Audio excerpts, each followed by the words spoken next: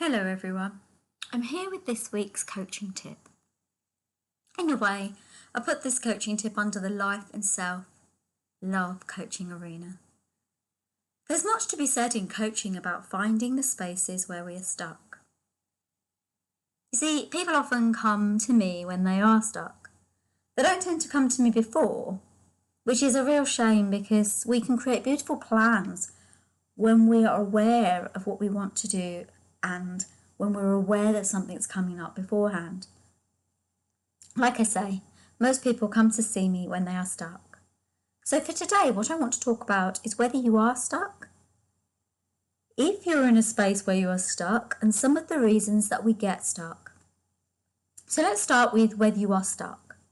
So for many of us, we could be in a stopgap, or we could be in a liminal space where we're between two chapters of our life, or we could possibly be in a sticking point. So let me explain what these three things are. So let's go to the stopgap. This is when we're not quite ready and we don't have all the information to move into the next stage of our life. It can seem quite irritating in this space and quite annoying because we tend to be maybe training to be something new, so we're building ourselves up to that area.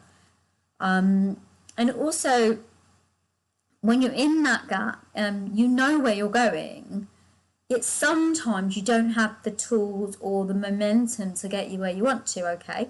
So, for example, if you're training to teach, for example, you know where you want to go, but you can end up in a stopgap between qualifying and getting the job.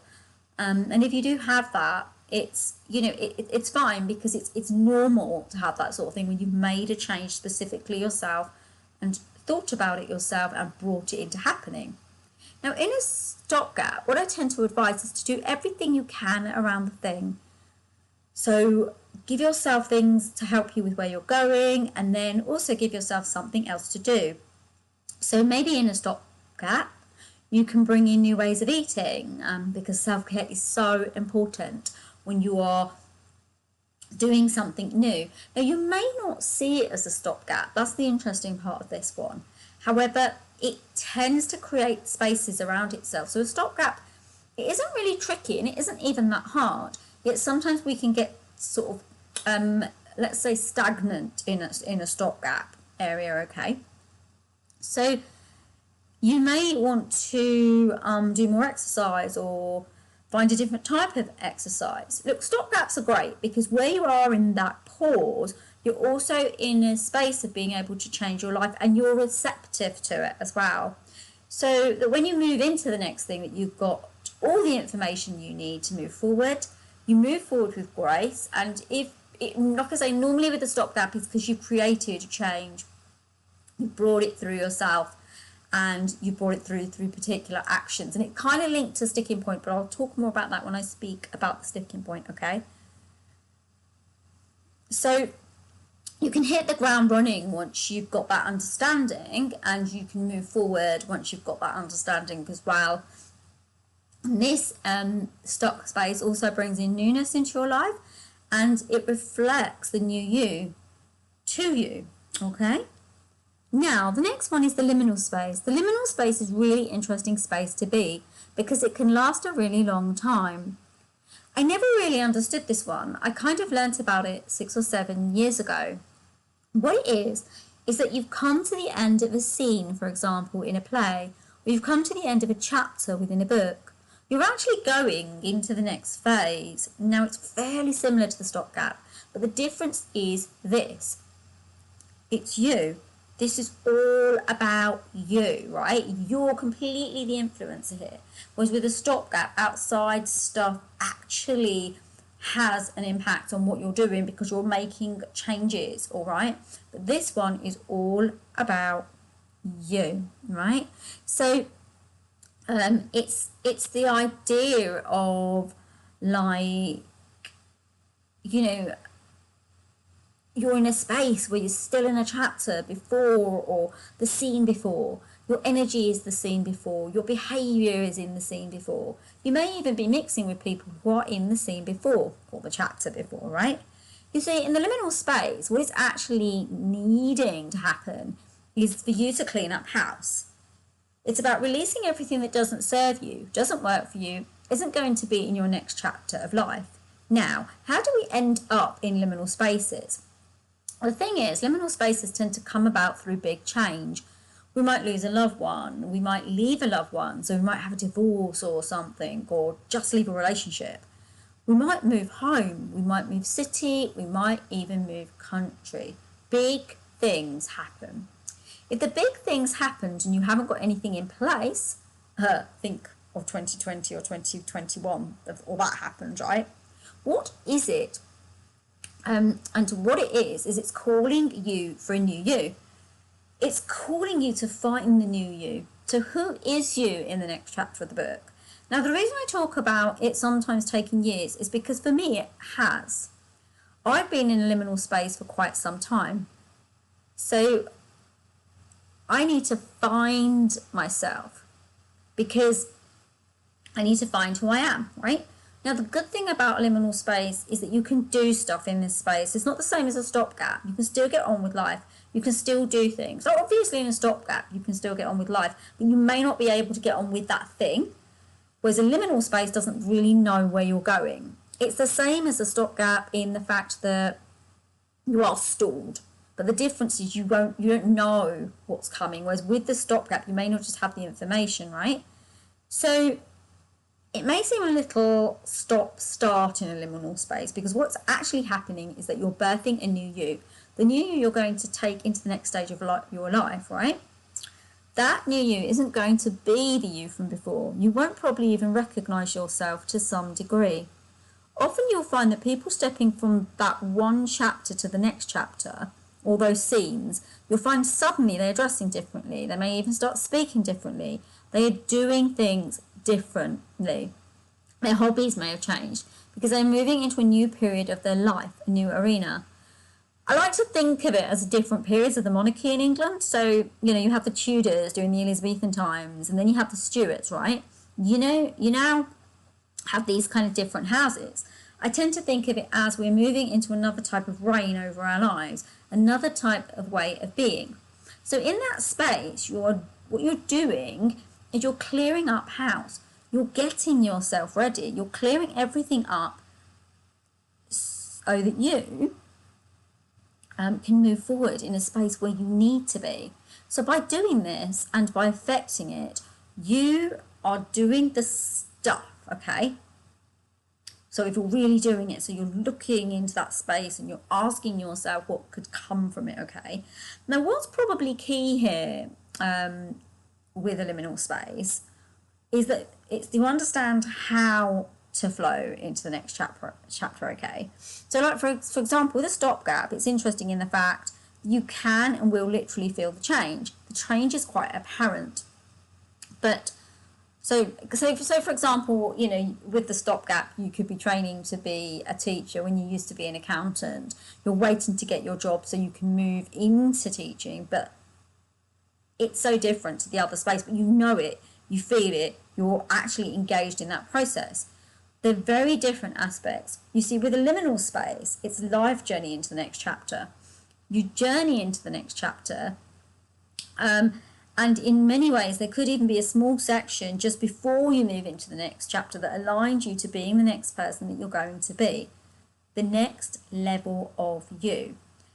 It's an upgraded level of you. It's about evolution and stepping into the best aspect of you. This is how a liminal space works. Also, it's about noticing the space, okay? This is where working with a coach can help everybody, okay? And I really, really advocate this, not just because I'm a coach, but because even for myself, I recognise this. When you're in this space, it can be quite hard to see what's open to you and your opportunities. And what a coach will do is help you to see those opportunities, help you to refine that next step into the next chapter so you can be ready to face the new life, ready to face the new world, ready to face a new you. Now, one of the things with a liminal space that is quite interesting is that you might feel frustrated in this energy field. You might feel frustrated because of memories, of remembering what was, because you see a liminal space will take everything from you that you've known before, more than likely, okay, and pretty much plonk you in or put you in a new space that's really unfamiliar to you. It will change things around you quite literally. So if you're in that energy field, my top tip would be to really start to create who you want to be. This is about getting intentional, to create some kind of cohesion for yourself. You see, because the thing with this space is that if you're not careful, and most of us do come out of this fantastically okay, be aware of that, and the majority of us, we pretty much get it. We work through it and we're okay.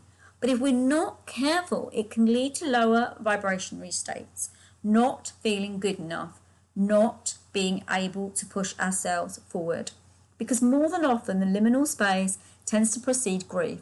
It tends to be after a grief cycle of some type because of the loss you have incurred in order to end up in that space. Okay? Now, let's move to the next one, the sticking point. So the sticking point is really a bit different to the other two because the other two are life directions. They are life changes. They are happenings and they're occurring for a specific reason for you and will probably come up regardless of what you did. You may be able to stall them, but they will eventually make their way into your life. Now, a sticking point is really different because it's about having a kind of dissatisfaction with your life, not knowing why you have this dissatisfaction with life. And honestly, believe me, in a liminal space, you can also feel a bit like this. However, there's a difference because a sticking point is literally a sticking point. You are stuck. You're stuck on a treadmill in a way of repeating the same old, and you know it, yet you don't like it. You see, many of us get stuck in routines, routine behaviour, seeing the same people, doing the same thing day in, day out.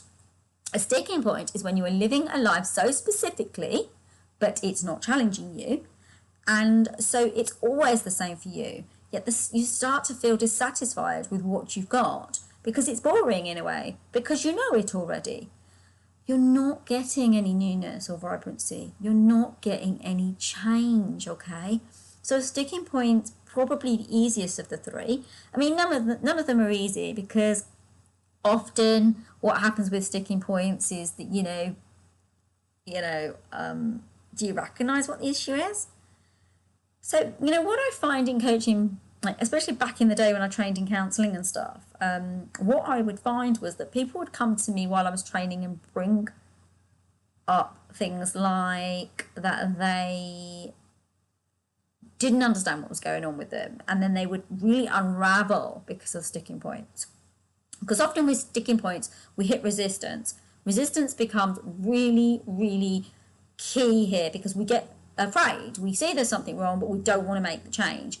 Now, most people would start to feel more and more defeated because of the point. And the other thing is that normally, and often with sticking point, is you don't recognise that there's a problem. Maybe you start to feel sick. Your eating habits start to get a little bit odd. You don't know why, but they're getting odd, okay? So maybe you're not doing exercising the way you used to, or you start being lethargic. You start letting things slip because you're feeling stuck, right? Okay, so the sticking point is actually, like I say, it's dissatisfaction. You feel discouraged. You feel like life is boring. You feel like things aren't happening for you. You feel completely and utterly fed up of what is happening and what isn't happening. Fed up with existence. Fed up with where you are. Now, the sticking point is like I say, it is the easier one because it's completely in your control. It doesn't really require much to change it. Yet weirdly with this one, we actually can find that we get even more stuck, right? Because we haven't made a choice with this one, and also because we haven't ended up in a situation. So we can be the worst in this point because we're holding on so tightly to what we're used to And this is why this one can be quite difficult. Often a sticking point can happen just before a grief cycle of some kind. Note this isn't always the case, okay? So we stick, we don't want to twist, we want to stay where we are because we feel that possibly it might lead to other things. We know, and our psyche knows it, our body knows it, our mind knows it. Now, like I say, it's not always the case. It doesn't always lead to those places, yet it can do. The body knows that. The body is aware of that. However, it doesn't make a difference. Without paying attention to it, our body and our mind and the clues that are being sent to us, we will keep being stuck. And being stuck isn't any good because it's a kind of malady. It can make us quite unwell if we allow it to. Okay, so what I would suggest for the sticking point, like I say, it is the easiest of the three, really. Not that any of them are easy. However, it's the easiest of the three. With a sticking point, it really is very simple. You take a look at your life, you take a look at what you're doing, and you start changing things up. Sticking points are simple in the sense that you can just add something into the mix and it will start making you feel less constricted, less dissatisfied, less tethered. Because that's the problem with the sticking point. You'll feel tethered. You'll feel all of those things that make you almost feel a little bit imprisoned. Don't get me wrong, you may even have these feelings in a liminal space. You may even feel these feelings there, but it will be different. They are slightly different momentums because all of these three things are building.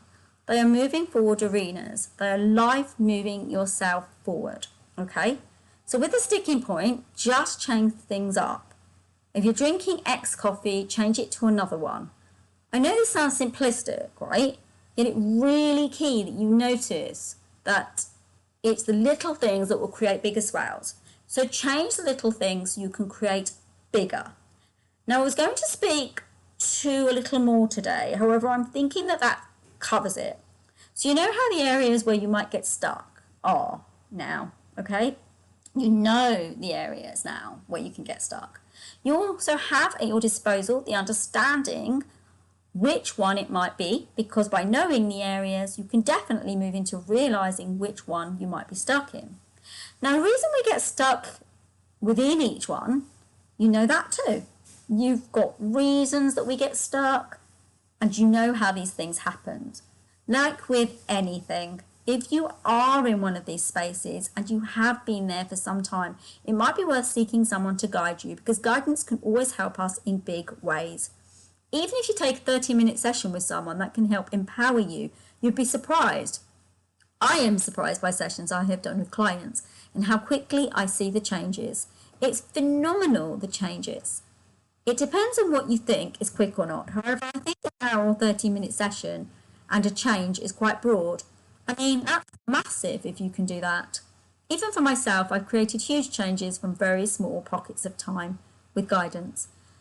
Because guidance helps us. This needs to be guidance we're seeking, not unsolicited advice. So if you're in any of these three spaces, especially the sticking point and the liminal space, guidance can be really, really helpful. It can help you to align to new purpose and direction so that you're not so stuck. You see, none of us wants to be stuck.